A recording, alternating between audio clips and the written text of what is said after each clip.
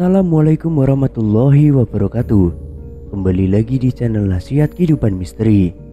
Pada video kali ini saya akan membahas tentang Presiden Indonesia yang terlupakan. Masyarakat Indonesia umumnya hanya mengenal Soekarno, Soeharto, B.J. Habibie, Abdurrahman Wahid, Megawati Soekarno Putri, Susilo Bambang Yudhoyono, dan Joko Widodo sebagai Presiden Republik Indonesia. Padahal dalam perjalanannya, sejarah bangsa mencatat dua nama lain yang pernah menjabat sebagai presiden, yaitu Syarifudin Prawira Negara dan M.R. Asaad.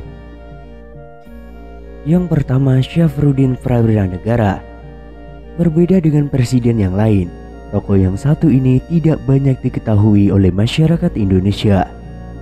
Padahal jasanya mendirikan Indonesia sebagai negara berdaulat sungguh besar. Syarifudin Prawira Negara adalah salah satu pejuang kemerdekaan yang pernah ditugaskan oleh Soekarno dan Hatta untuk membentuk pemerintahan darurat Republik Indonesia atau PDRI.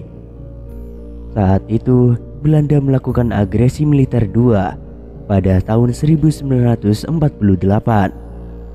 Tentara Belanda membombardir Yogyakarta dan Bukit Tinggi.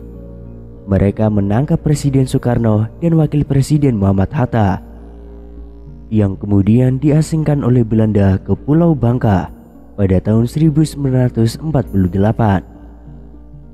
Hatta yang telah menduga sebelumnya jika Soekarno dan dirinya bakal ditahan Belanda, segera memberi mandat kepada pria kelahiran Serang, Banten 28 Februari 1911 itu untuk melanjutkan pemerintahan agar tidak terjadi kekosongan kekuasaan.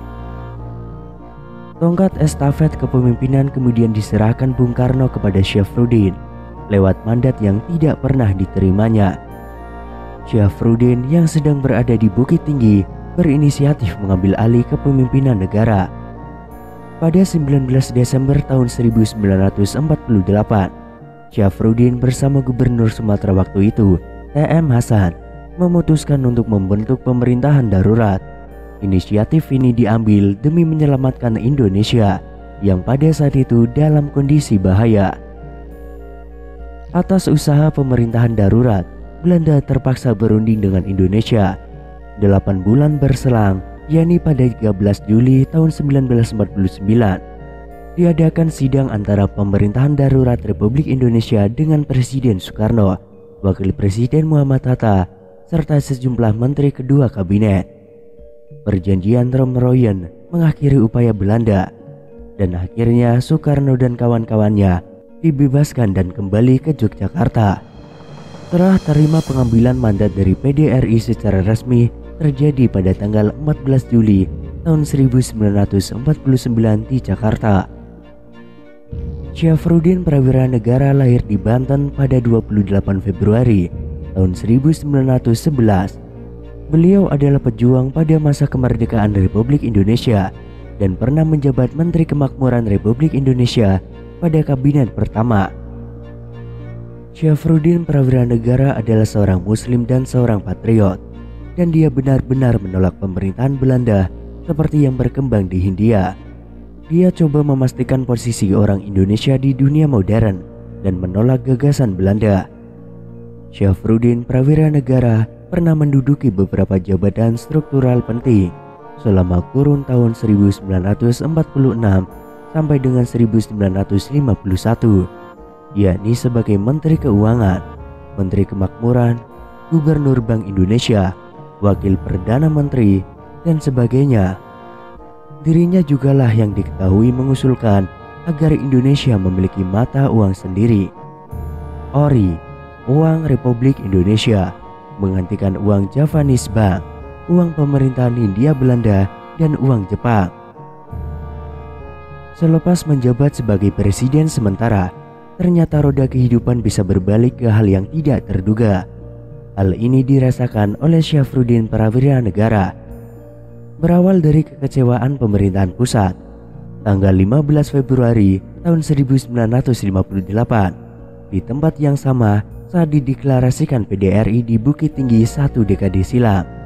Pemerintahan Revolusioner Republik Indonesia atau PRRI merilis kabinet tandingan. Nama Syafruddin Prawira Negara muncul kembali, lagi-lagi sebagai Perdana Menteri alias pemimpin tertinggi. PRRI yang berdiri beriringan dengan Permesta, yaitu Perjuangan Rakyat Semesta di Indonesia Timur, saat itu menuntut otonomi daerah yang lebih luas. Syafruddin yang setelah penyerahan kedaulatan sempat menjabat sebagai Menteri Keuangan, kemudian Gubernur Bank Indonesia pertama, memegang peranan sentral dalam manuver ini. Dengan kesedihan dan kesusahan yang mendalam, kita terpaksa mengibarkan bendera menentang kepada kepala negara kita sendiri.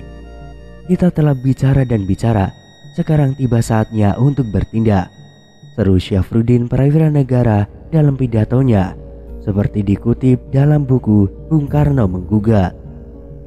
Tapi bulan Mei tahun 1961, gerakan yang disebut pemberontakan itu akhirnya tumpas. Para pemimpinnya ditangkap atau menyerahkan diri. Namun Presiden Soekarno memutuskan untuk mengampuni mereka, termasuk Syafruddin Prawira Negara. Selain Syafruddin Prawira Negara, tokoh lain yang pernah menduduki kursi sebagai Presiden Indonesia adalah M.R. Saad. Ia memimpin Republik Indonesia selama 9 bulan, yaitu pada 27 Desember tahun 1949 sampai 5 Agustus tahun 1950. Setelah perjanjian konferensi Meja Bundar pada 27 Desember tahun 1949, Saad diamanatkan menjadi pelaksana tugas Presiden Republik Indonesia di Yogyakarta hingga 15 Agustus tahun 1950. Dengan terbentuknya Republik Indonesia Serikat atau RIS, jabatannya sebagai pejabat Presiden Republik Indonesia pada Agustus 1950 selesai. Demikian juga jabatannya selaku Ketua KNIP dan Badan Pekerjanya. Sebab pada bulan Agustus 1950, negara-negara bagian Republik Indonesia Serikat melebur diri dalam Negara Kesatuan Republik Indonesia. Saat menjadi akting Presiden Republik Indonesia, Saad menandatangani statuta pendirian Universitas Gadjah Mada di Yogyakarta. Setelah pindah ke Jakarta, pria kelahiran Sumatera Barat 18 September 1904 itu menjadi anggota parlemen DPR RI hingga duduk dalam kabinet Natsir menjadi Menteri Dalam Negeri September 1950 sampai Maret 1951. Setelah kabinet Natsir bubar, ia kembali menjadi anggota parlemen.